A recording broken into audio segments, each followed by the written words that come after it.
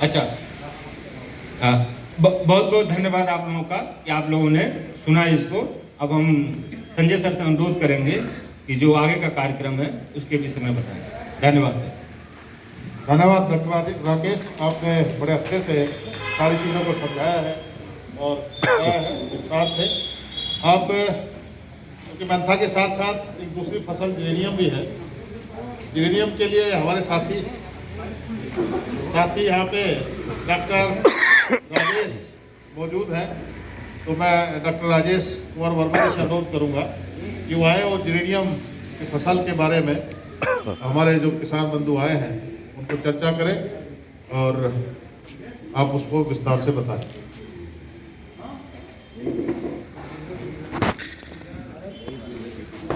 धन्यवाद डॉक्टर संजय जी। और हमारे आज के इस दूसरे दिन के किसान मेला में आए हुए सभी आप सभी किसान भाइयों का हम स्वागत करते हैं। और हमारे बीच में हमारे वरिष्ठतम वैज्ञानिक डॉक्टर सौदान सिंह जी हैं, जो कि ईएमटी के बारे में अभी आप लोगों को जानकारी दी है। जिस फसल के बारे में अभी डॉक्टर संजय जी कह रहे थे आप लोगों को बताने के लिए, वो भी एक बहुत ही महत्वपूर्ण फसल है, जिरेनियम। और इसको रोज सेंटर जिरेनियम के नाम से भी हम जानते हैं। और ये पौधा जो है वो हमारे भारत देश का पौधा नहीं है, ये बाहर का पौधा है। लेकिन इसकी जो गुणवत्ता है या कह लें जो इसका उपयोग है वो हाई वैल्यू एरोमेटिक क्रॉप के रूप में पूरे विश्व में की जा रही है।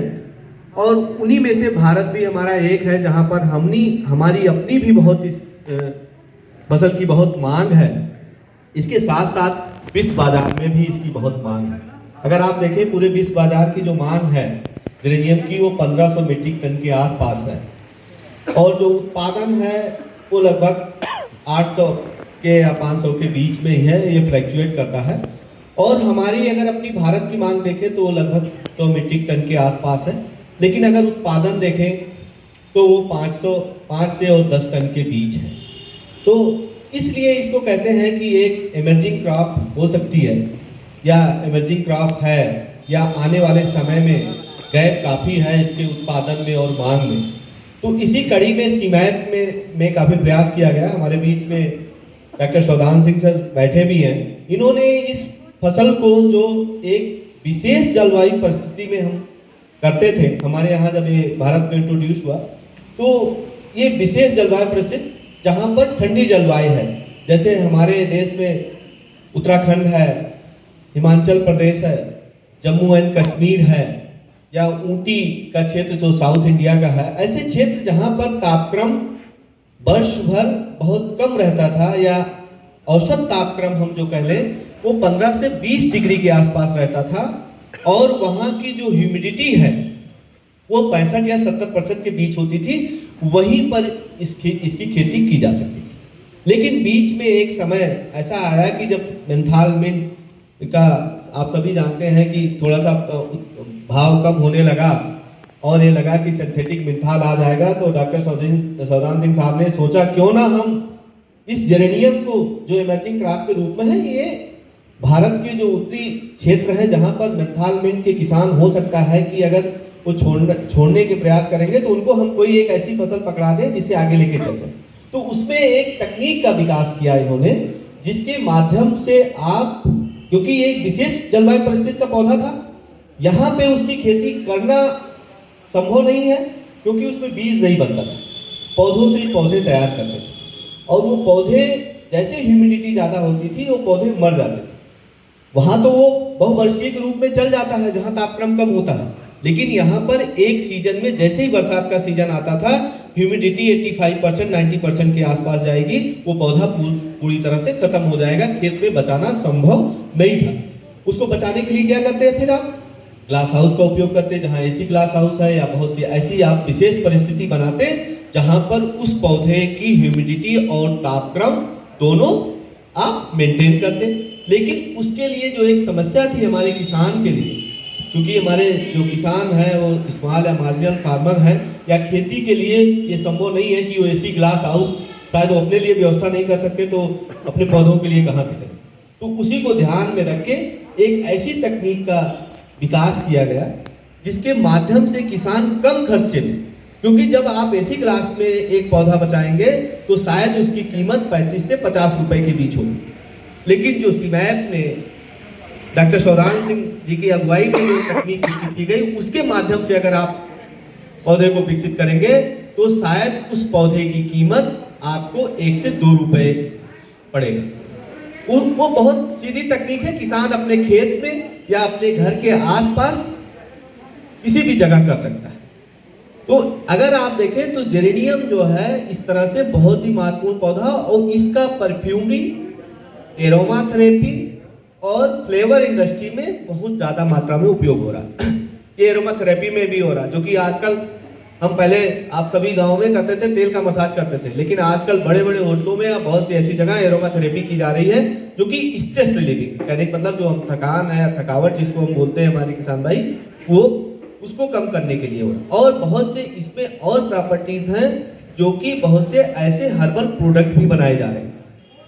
रोज सेंटर जेरेनियम इसको लिए इसी कहते भी है, क्योंकि इसमें कुछ ऐसे रासायनिक संघटक हैं जो कि रोज से मिलते जुलते हैं, उसमें जो महक है वो रोज के आसपास की, इसीलिए इस पौधों की महत्ता बहुत बढ़ी।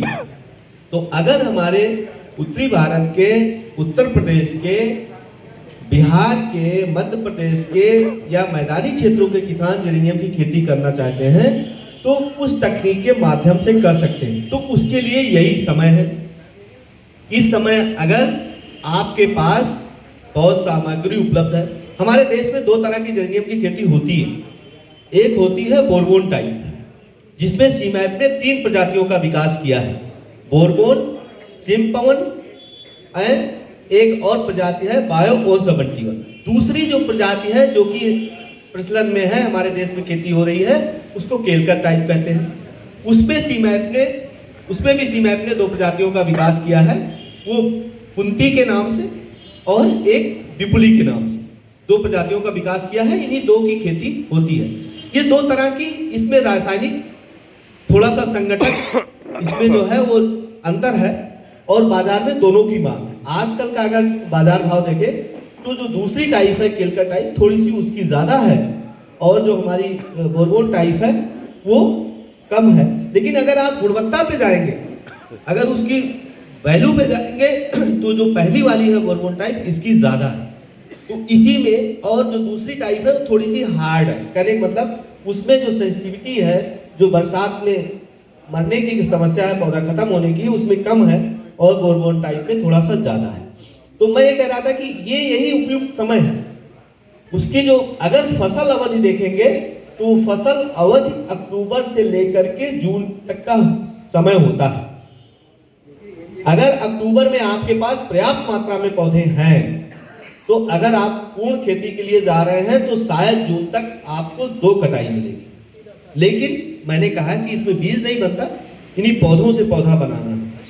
और अगर आप देखेंगे इन्हीं पौधों से पौधा बनाना होता है तो इसमें जो तने होते हैं, उन्हीं तनों से हम एक पेंसिल की साइज की कटिंग लेकर के और ऊपर के 2-3 पत्तियों को छोड़ करके मिट्टी में लगा देंगे, और 15 से 20-25 दिनों में उसमें नीचे जड़ आ जाएगी, और उन्हीं जड़ को आप पौधे में खेत में लगा देंगे। तो लगभग अगर मैदानी क्षेत्रों में आप खेती कर रहे हैं तो 1 एकड़ में लगभग आपको 16,000 पौधों की जरूरत होगी, जिसमें लाइन से लाइन की दूरी 50 सेंटीमीटर और पौध से पौध की दूरी भी 50 सेंटीमीटर मैदानी क्षेत्रों में। और दूसरी भी जो है केलकर टाइप, उसमें भी आप इतना रख सकते हैं, ज़्यादा से ज़्यादा अगर आप चाहें, थोड़ा सा उसका फैलाव ज़्यादा होता है तो उसमें चाहे आप 2 फीट पे भी कर सकते हैं, लाइन से लाइन की 2 फीट, लेकिन पौधे से पौधे की दूरी 1 फीट से 1.5 फीट आप रख सकते हैं। तो अगर अक्टूबर में करेंगे तो आपकी पहली कटाई 150 दिन बाद मिलेगी, दूसरी कटाई फिर आपको 70 से 80 दिन में मिल जाएगी। तो कहने का मतलब 2 कटाई मिलेगी। एक कटाई में लगभग आपको 1 एकड़ से 10 से 12 केजी तेल कम से कम प्राप्त होगा। इसमें जो पौधों में, इसकी पत्तियों में ही तेल पाया जाता है, इसके तनों में तेल नहीं होता, लेकिन हम जब काटते हैं, तना भी बहुत मुलायम होता है, तो जमीन से काट लेते हैं, तो लगभग आप मान लीजिए आपको 10 से 12 केजी कम से कम तेल मिलेगा। इसमें तेल प्रतिशत जो बोरबोन टाइप है, दोनों में लगभग हमारी जो प्रजातियां हैं उसमें 0.08 से लेकर के 0.1% तक आपको तेल मिलेगा। ये फील्ड लेवल पे मिलेगा, लेकिन अगर आप लैब लेवल पे, हमारे रिसर्च लेवल पे देखेंगे तो ये प्रतिशत 0.15 या 0.2% तक आता है। लेकिन हमारे बहुत से किसान हैं जो कि खेत में भी उन्होंने 0.1% से ज़्यादा भी रिकवरी ली है, और बहुत से ऐसे किसान हैं जो एक एकड़ में 15 kg तक भी उन्होंने तेल लिया है। तो इस तरह से इस फसल से आपको एक सीजन में एक कटाई से बाजार भाव पे निर्भर करता है, ये फायदा कम। वैसे आजकल एक समय था जब डॉक्टर साहब ने इसको सिंथेटिक मेंथाल के रूप में, अल्टरनेट क्रॉप के रूप में देख रहे थे, तो उस समय इसका बाजार भाव 17 से 20 हज़ार रुपये था। शायद हमारा बिटीवर के बाद इसी पौधे का नंबर था जो सबसे ज़्यादा बाजार भाव था। लेकिन इधर कोविड की वजह से और कई कारणों से थोड़ा सा बाजार भाव इसका कम हुआ। अब इसका जो आज का अगर बाजार भाव देखें तो 10 से 12 हज़ार रुपये या 13 हज़ार के बीच में है, दोनों तरह के आयल का। तो थोड़ा सा बाजार भाव कम हुआ, लेकिन अगर जो तकनीक है उस तकनीक से अगर आप इस खेती को अपनाएंगे तो निश्चित रूप से हो सकता है कि जो मार्जिन है वो आपका कम हो सकता है। लेकिन ऐसा नहीं है कि इसकी खेती आपके लिए नुकसानदायक हो। खेती जरूर लाभदायक होगी।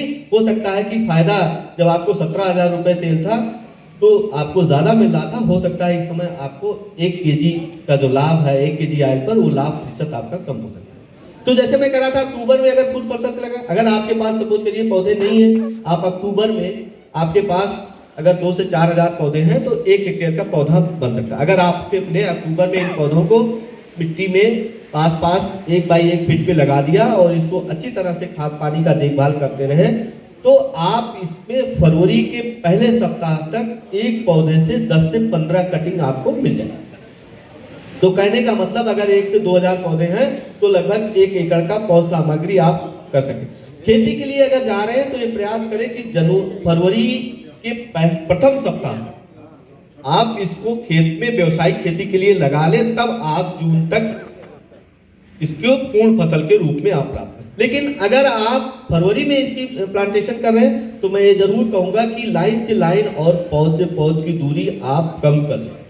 लाइन से लाइन की दूरी तब 1 फीट रखें और पौध से पौध की दूरी 1 फीट रखें। पौधों की संख्या बढ़ेगी लेकिन आपके उत्पादन पर बहुत ज़्यादा अंतर नहीं आएगा। जो उत्पादन आप जनवरी या दिसंबर में पूर्ण फसल के रूप में लगाते हैं तो शायद अगर फरवरी में करते हैं तो वही उत्पादन आपको उस समय में मिलेगा। तो आप फरवरी के पौध अगर इधर नहीं तैयार है तो कर सकते हैं, तो आपको मिल जाएगी। और आपको जो पौध सामग्री बचानी है अगले साल के लिए, तो आप ये भी कर सकते हैं कि फरवरी मार्च से अभी आप हमारे फील्ड पे जाएंगे, जो अभी डॉक्टर राकेश जी बता रहे थे कि जब जाएंगे EMT के लिए, तो वहीं पे आप देखेंगे जेरेनियम से वर्षा ऋतु में कैसे आप पौधों को बचाएं, उसकी भी तकनीक होगी। तो वो तकनीक बहुत ही सिंपल है। आपके पास अपने बांस, बम्बू या लकड़ी, उससे भी आप स्ट्रक्चर बना सकते हैं, या जो है आपके, अगर आप ज़्यादा अच्छा सा बनाना चाहते हैं, कई सालों तक उसका उपयोग करें, तो आप ये कर लें कि उसके लोहे के जो एंगल हैं आयरन पे बना सकते हैं। तो उसके लिए फरवरी मार्च में आप उन्हीं पौधों से, जो आपके पास पुराने पौधे हैं, जो फसल के लिए भी ले रहे हैं, आपके पास पौधे हैं, उसमें से नीचे से आप तने निकालते जाइए। हर पौधे से 2-2, 3-3, 4-4 तना लगा करके मार्च में लगा लें, और वो मार्च के लास्ट तक उसमें जड़ आ जाए। और उन्हीं वहाँ पे, या ऐसे भी कर सकते हैं कि कुछ ऐसे एरिया को आप जो खेत के ऊंचे हों, चारों तरफ जल निकास की व्यवस्था करके उन्हीं पौधों को वहाँ छोड़ सकते हैं। और उस पर जैसे ही मई गर्मी बढ़े तो आप उसमें ग्रीन नट 75% का डाल सकते हैं। जब आपको लगे कि नहीं, क्योंकि जब टेम्परेचर बहुत ज़्यादा बढ़ेगा उसमें उस पौधे में वाटर रिक्वायरमेंट, ये मरता तो नहीं है, धूप से मरेगा नहीं, आपको पानी की वाटर रिक्वायरमेंट बढ़ जाएगी। लेकिन जब आप पौधा बचाने के लिए जा रहे हैं तो आप जून तक उसमें ग्रीन नट डाल दें, क्योंकि उस समय आप सेपलिंग लगाते रहते हैं जड़ लगा के। लेकिन जैसे ही वर्षा ऋतु प्रारंभ हो, उसके ऊपर पॉलीथीन की शीट, या आपके पास अगर पॉलीथीन नहीं उपलब्ध है तो आपके पास घास फूस है उसकी छप्पर भी डाल सकते हैं, चाहे गन्ने की पत्ती की या इस तरह के जो आपके कांस या इस तरह का होता है उसका भी ऊपर डाल देंगे। कहने का मतलब वर्षा ऋतु आते आते उसको आपको ऐसे कवर करना है कि वर्षा की बूंदें उन पौधों पर डायरेक्ट ना आए, और वहाँ पर वो ऊंचा स्थान रहेगा चारों तरफ उसके जल निकास की उचित व्यवस्था रहेगी और उसमें फिर आप वर्षा ऋतु में जैसे जैसे ह्यूमिडिटी बढ़ेगी 85-90%, ये भी प्रयास करिए कोई भी सिस्टमेटिक फंगीसाइड ले लें, रोडोमिल या बहुत से और मार्केट में जो आपके आसपास बाजार में उपलब्ध हो उसका छिड़काव 15-20 दिन के अंतर पर करते रहें। तो इस तरह से आप पौधों को जेरेनियम के पौधे बचा सकते हो और जैसे वर्षा ऋतु खत्म हो सितंबर के बाद वो ऊपर का जो है आप पॉलीथीन हटा सकते, उनमें से कटिंग या डायरेक्ट निकालना शुरू कर दें या उसको खाद पानी दे करके आप शिफ्ट भी कर सकते हैं, ये दोनों तरफ। उसमें पौधे दो तरीके से कर सकते हैं, चाहे आप जमीन में डायरेक्ट लगा दें या वहाँ पॉली बैग या बड़े कोई पॉट उनमें भी लगा के रख सकते हैं। ऐसा नहीं है कि अगर जमीन में आप ना भी लगा रहे हैं तो वहाँ उस चीज़ को रख करके भी पॉली बैग में जो आते हैं उसमें भी कर सकते हैं। बस ये ध्यान रखिए कि उस समय बहुत ज़्यादा आपको फर्टिलाइजर या बहुत स्वस्थ मिट्टी रखने की ज़रूरत नहीं है, क्योंकि उस समय पौधे को आपको केवल बचाना है। तो ऐसा भी नहीं कि बहुत वर्षा ऋतु में खाद पानी बहुत आपको खाद तो नहीं देना है, फर्टिलाइजर कोई बहुत ज़रूरत नहीं पड़ेगी। कोई उसमें जो इसमें दो बीमारी लगती है, जो फंगल इन्फेक्शन होता है अल्टरनेरिया और राइजोक्टेनिया, दो बीमारी लगती है, उनसे बचाव उनके बचाव का आपको करना है। तो इस तरह से इस पौधों को बचा करके इसकी खेती आप कर सकते हैं जेरेनियम की। और एक सीजन में एक साल में अगर आप इसको जाते हैं तो 1 एकड़ से लगभग आपको 70 से 80 हज़ार रुपए का फायदा होगा। इसमें इसकी खेती से दूसरा जो फायदा है कि इसका जैसे आप मेंथा लगाते हैं, मेंथालमेंट में जो उसका सॉलिड वेस्ट आता है वो थोड़ा सा वुडी होता है, मतलब उसे लकड़ी की मात्रा पत्ती की होती है। इसका जो आता है बड़ा मुलायम और सॉफ्ट होता है। इसमें बहुत जल्दी बर्मी खाद भी बना सकते हैं। बर्मी खाद के अलावा और बहुत से इसकी उपयोग कर सकते हैं, अगरबत्ती भी बना सकते हैं इसका पाउडर बना करके, क्योंकि इसमें इसका एब्जॉर्बेंट कैपेसिटी अच्छी होती है, स्मोक भी अच्छा इसमें है। लेकिन वैसे अगर आप चाहें तो अच्छी गुणवत्ता का इसको बर्मी खाद के रूप में कर सकते हैं। और उसके अलावा और अच्छा करना चाहें तो इस सीजन में निकलता है, इसमें आप मशरूम भी उगा सकते हैं। जितने भी हमारे डेस्टिनेशन बेस्ड आते हैं उसमें आप अगर इमीडिएट निकाल करके और चाहें तो जैसे अभी आप लेमन ग्रास से जो भी फसल निकाल रहे हैं, इसका जो भी वेस्ट आ रहा है उस वेस्ट पे ही आप डायरेक्ट, आपको उसको ऑटोक्लेव करने की ज़रूरत नहीं है, उसको फंगिसाइड डालने की बहुत ज़रूरत नहीं है। आप निकालिए छोटे छोटे चाप कटर में उसको काट करके और उसको बना करके उस पर आप अपने घरों में मशरूम उगा सकते हैं। इसमें आपको अलग से स्टरलाइज करने की ज़रूरत नहीं पड़ेगी जितने भी वेस्ट। तो इस तरह से जेरेनियम की खेती आप मैदानी क्षेत्रों में जो सीमैप की तकनीक है उसके माध्यम से पौध सामग्री बचा करके कर सकते हैं। वैसे भी सीमैप की दोनों प्रजातियों की जो पौध सामग्री है, मदर प्लांट, आप सीमैप से इन दोनों प्रजातियों को आप प्राप्त कर सकते हैं। धन्यवाद। अगर आपको और इसके बारे में कुछ जानकारी चाहिए तो आप प्रश्न कर सकते हैं।